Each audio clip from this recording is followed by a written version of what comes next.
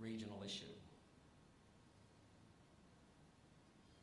So, the net result is we actually aren't making the best endeavours for our economy. And what I learned as a result of this research is that there are 7 factors that influence the way you, as bus operators, invest in your community, how you interact with your community.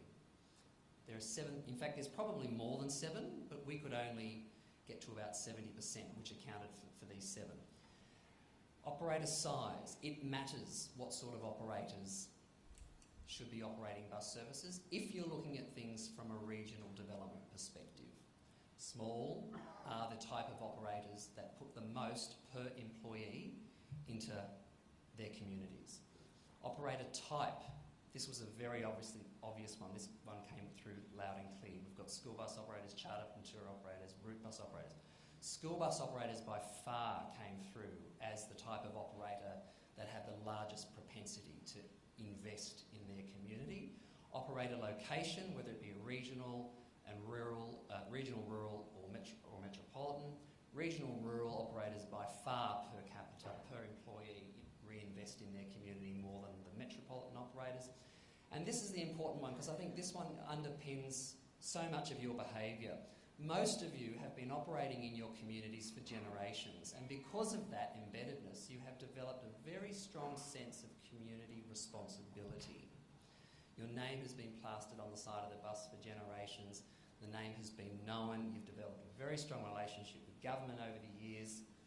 You're embedded, and you've developed this sense of community responsibility, or I like to put it, a reciprocity.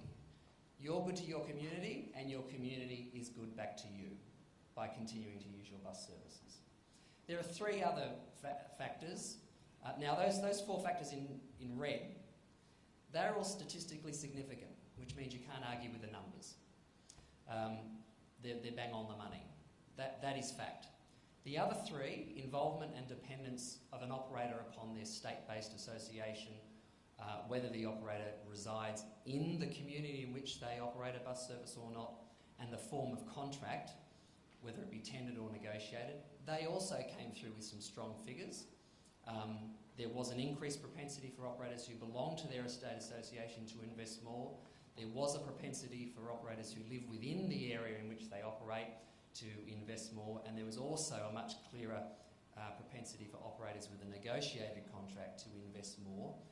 But unfortunately, those 3 results weren't statistically significant. So why is this important? If a government is serious about regional development and having thriving local economies, it will take on board the effect that contracting for lowest price has on community and regional development and other functions of government. And already I can sense, and I've had many conversations with people about, Chris, that's really hard. How can we do that? We're just the Department of Transport. We can't procure trying to prescribe and achieve governmental objectives in all these other areas. It is hard, and that's one of the reasons why we don't quantify social costs. But the fact is, in terms of why we don't quantify social costs, government just don't understand it. And I'm generalising. I know that there are some who do, but most don't. And government also tends to operate in silos. And I think you all know what silos are. Traditional functional administrative frameworks that encourage behaviour and protects territory and self-interest with little or no cross-communication, so that the range of operations and alternatives that can be considered is restricted within each government agency. And solutions that would require multiple agency input are rarely identified. Third, as I've already suggested, it's not easy to do. It's time-consuming, and it generally involves external assistance, and that normally means money. But if it's doable and there's a will and desire, you can do it. You can measure social costs associated with congestion. You can measure social costs associated with public health. You can measure the social costs associated with social inclusion, with greenhouse gas emissions, and community prosperity, which I measured.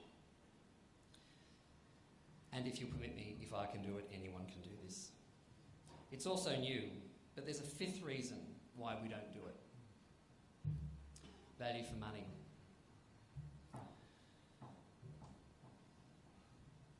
Value for money is not an accounting task, it's an economic task. Value for money is about welfare economics, and value for money is about public value management.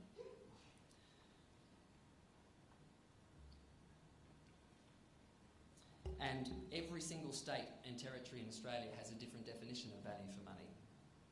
Most of them are inadequate. And it means different things to different people. As I've already stated, some in government think it means lowest price. Some states have definitions which imply the inclusion of social values, but they're not ideal. But New South Wales has the best definition of value for money. And I'd love it if one day all the states and territories around Australia could adopt this definition. The differential between the total benefit derived from a good or a service against its total cost when assessed over the period the goods or services are to be utilised. Benefits, costs and risks include money and non-monetary factors. That's the important bit. Whilst most non-monetary factors can be translated into money equivalent amounts, others cannot be easily translated. As I said, it's not easy, but it can be done. These factors still remain relevant to the assessment of value for money, and that's lifted directly from the New South Wales Procurement Framework. It's a very good definition.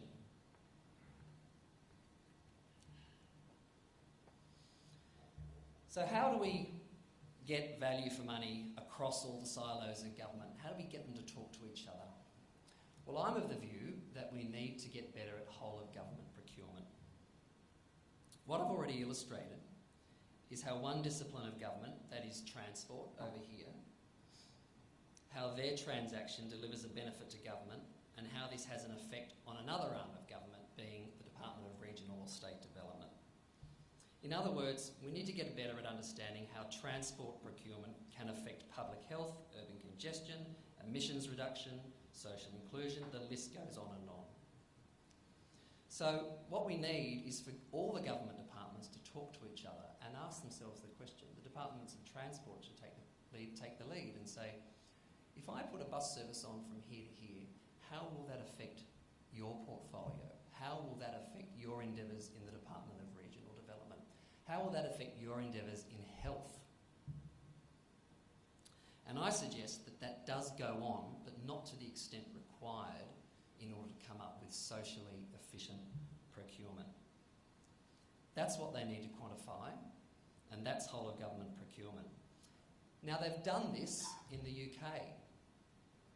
It's really good legislation. They introduced some acts in 2011 and 2012 called the Public Services Social Value Act, and it obliges procurers to consider externalities and social values when they're procuring.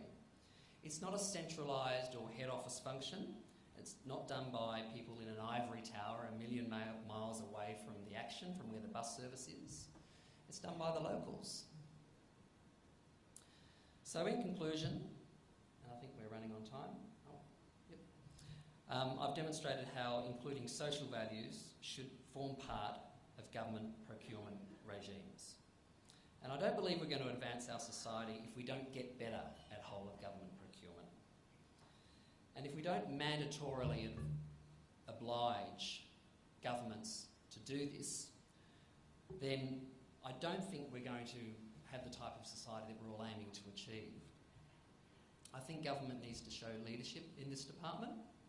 Industry's doing its bit, although we may not have mentioned the terms quantifying social costs for some time. It's what BIC has been doing for the last 20 years. All the work that John and Janet have done on social inclusion, on congestion and emissions reductions, these are all social costs, and we can quantify these now. And if you factor those into government procurement regimes, I think we'd have a much better society. Thanks for listening.